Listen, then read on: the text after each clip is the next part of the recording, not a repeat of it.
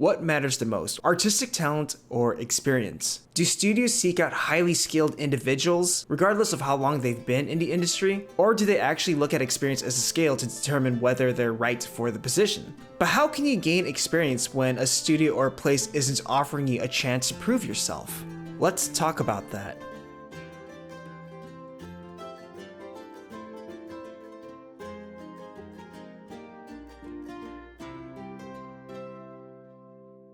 Speaking of experience, it's much more common that more experienced artists start to find tools and peripherals that would make their job easier. The Tourbox was like that for me. I've been using the Tourbox for quite a while now. Something that the folks at Tourbox asked me to look at and do a video review months ago. It's one of those things that I didn't need until I tried it out for myself, and now it's been giving me a great excuse to push the keyboard aside and just work straight on the screen. It's been great. My workflow has been much smoother. It's giving my digital workflow a more analog feel with its wheels and dials, instead of having to rapidly press between keys all the time. Now they're about to release a new version of the Tourbox, the Tourbox Elite. I was invited to try out the new software and hardware. Now there are some great additions. First of all, there's haptic feedback when it's connected to your PC. See, now there's indications of like how many knobs or how many turns you do, so listen. And as I'm doing this, I can also feel that haptic vibration in my palm, so it really feels more tangible. Really cool. Not only that, it has Bluetooth now, so it doesn't have to be wired in. Second, the software in the console has been updated to now allow macros and drop-down menus. If you're someone who utilizes macros and multiple actions in one single key, the Tourbox has it now. They now also have a customizable Tourbox menu pop-up, so pressing a shortcut on your Tourbox will now open a custom menu of your own. What's great is that you can have a lot of presets based on what software to use, and you can also set it where the configuration will change depending on what app you're using. What's great is that this also works on my older model, the Tourbox Neo. It's not Bluetooth, it's not haptic feedback, but it can still do the job well, along with benefiting in the new software features. I did a review of this tool a few months ago, so I recommend you guys check that out. Link in the description below. Also, if you guys are interested in the newer model, the Tourbox Elite, go support them at their Kickstarter. Again, link in the description below. Anyways, back to the video. Hey guys, it's Cynical Mantilla, and today I'd like to talk about what matters more, artistic talent or experience. Someone fresh, new, young, and hot, or someone more seasoned and older. As someone who is not completely new to the industry, but definitely not a 20+ year veteran, there's a lot of things I'd like to talk about regarding experience. We hear stories of artists, really talented and highly talented artists getting discovered and given great opportunities because of their talent, their skill, they're great visionaries, maybe they're prodigies. We hear stories of very young talent getting their own show greenlit or being given a director or supervising role as soon as they enter the industry. And sometimes it's not even that. Maybe they enter as a trainee, but they're given special treatment or mentorship so they can eventually become a studio leader. I personally think hiring young people based on their creative talent, vision, and skill has its advantage because it can bring in new ideas, new concepts, approaches to a studio setting. Maybe it can introduce a new identity in order to move forward, in order to keep up with the times. However, the truth is that it's not a very common scenario and that only a few fit that category. And in most cases, a highly talented and skilled student is accepted at a studio only to be molded and to embody that studio's standards or their way of thinking. So for example, a really highly talented student that's, very unique, maybe considered the school's star, gets noticed by Disney, they get hired by Disney, only to be trained to make work that fits the Disney criteria. That's an example. But the problem with basing people off their talent or the skill, you're not taking into account on how they would work with people, how they work with deadlines, schedules, how they deal with feedback, how they're in the work environment overall. Because maybe they're not team players, maybe they have an issue with their own ego. Sure, they could be considered geniuses, but maybe they're not the best person to work with. And at the end of the day, there's a reason why valuing artistic experience over artistic talent is way more common. And of course, it's stuff that I just already mentioned. When you're looking at someone with experience, you're looking at someone who's already experienced working with a team. People with experience know what it's like to work with other people in a production. This also means adapting to the group, having things like less drama. Another thing that I'd like to point out is experienced people are better with working with deadlines. Experienced individuals are more likely to hit deadlines than newer artists or artists who just depend on sheer talent. This is because they've been in situations where they had to hit a certain quota, so they've already built a workflow that allows them to hit those deadlines. Whether that means working smarter, sacrificing certain things, and knowing what to prioritize. or they just found an efficient solution to be able to hit those quotas. And there's other stuff like adapting to the production and the circumstance that's needed to be able to work in that circumstance, understanding the overall workflow of a certain production. And it's crazy when I think about it, because when I was kind of new to the industry, I was always told that this was going to be an opportunity for me to learn. This is going to shape me into something else. I'm going to work very hard. Once I wrap up on this new production, my career is going to change for the greater good. It always felt like I was a really young person in the production and someone who was green, but acknowledged for my talent. Nowadays, when I get offers, they do mention it's because I have enough experience, because I've had past experiences with previous productions. So they can see that based on my CV and resume, and word of mouth.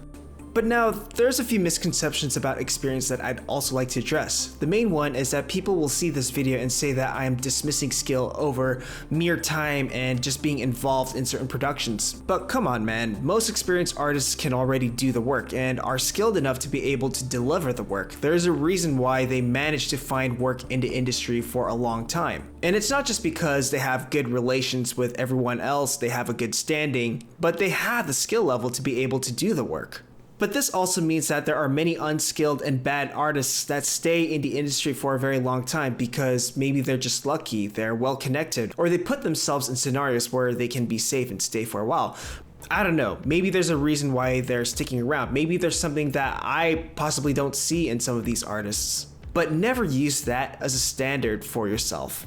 However, one thing that I can't stand are people who use their experience to justify that their opinion is always right. Like they'll use their age, their long-term experience in the industry to just justify why you're wrong because you're young, you don't know any better, you don't know how things work yet. So I was in a Facebook debate and the topic was about actors versus animators, and I just simply said, well, we can't just assume that all actors or all animators are actors. And then this veteran shows up saying, hey, I worked with people like Glenn Keane and James Baxter. I also took an extensive course with Richard Williams. I've been in the industry for quite a while, and if you don't believe this, go back to school. And I said, well, you should ask animators outside of Disney, like anime actors, effects animators. Do they also see themselves as actors? If you animate good martial arts, will you go around calling yourself a black belt at martial arts just because you can animate it really well? And of course, this person was like, okay, where's your IMDb? How long have you been in this industry? Let's compare IMDb pages. And I just called him out on his insecurities. And at the end, he just basically threatened me saying that he'll remember my name in this industry, which is totally unacceptable, by the way. And of course, if experienced people are treating new people like they're people who know nothing, then it's only going to create hostility in the workplace. And that's not very professional. But I do believe that having experienced people around can help guide people who are still new and green to the workplace.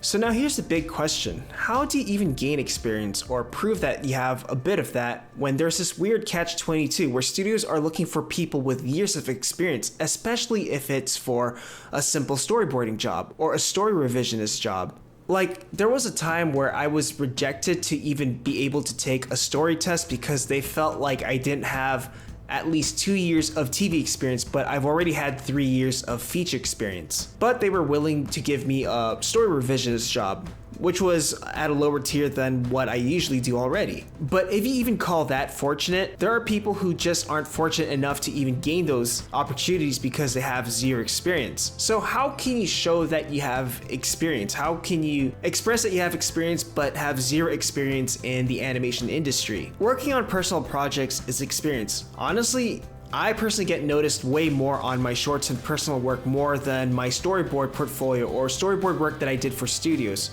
I remember every job offer that I got when I was younger, it was always based on, oh, they saw Crayon Dragon, they saw Wolf Song, or they saw Tiny Nomad. So if you made short films or put art in exhibitions, emphasize that they have been on display, they've been on festivals, they've been nominated for awards, or they even won those awards. And then list what your role was for these projects. Were you the director, the animator, or did you do it all? And if you did it all, that looks really impressive. Not many people in the industry have finished or made a project all on their own. So that looks really good on a resume. Being an intern at a studio is experience enough. So if you're lucky to gain an animation internship or just an internship in production, that already shows that you worked in a studio environment and that you've worked with people in a studio setting or in an office setting. Okay, but what if you had zero experience relating to art and animation and all that stuff? Well, being a volunteer for an event or a movement or maybe a project is also experience. Working as a teacher's assistant is experience. Being a cashier for a fast food restaurant or any line of work outside of your main career is experience, because they all show something about you. If you are a fresh worker applying for positions and you don't have a lot of main studio work or experiences within the animation industry, put all the work experiences that you've ever had and list all your education or list all the things that you volunteered for, what your role was there, and put everything that shows that you can work with a team. You had to adapt, you had to understand a process, and list how long you were there for, because that also says a lot. When it comes to listing experiences, it's best to show something that displays some attributes of overall life experience rather than nothing. And any experience, whether it's work experience, life experience, it all builds your identity. It all builds the way you view life or the way you problem solve. And it'll show when you're brought in for interviews, for example. So when a studio interviews you, they're probably going to ask you questions like, what are your best qualities? What will you do in a certain scenario? What are your favorite things and why? And then based on your overall experience, you're going to answer those the best that you can while they look at the work that you submitted. So in other words, experience is a way to show character. This piece of advice isn't mine. It was actually given to our first year animation teacher, Scott Wright, who was a DreamWorks vet and worked under James Baxter. Because experience isn't just about working in an animation studio. It's life experiences. It's the things that you learn from it. Anyways, that's all. Bye. Interested in learning hand-drawn animation or learning how to finish an animated shot from beginning to end? Have a look at the store where you'll find the complete Introduction to 2D Animation video course, tutorials, and other resources. Learn classical animation approaches, drawing, lectures, techniques, and other process videos. Visit the store through the link in the description below.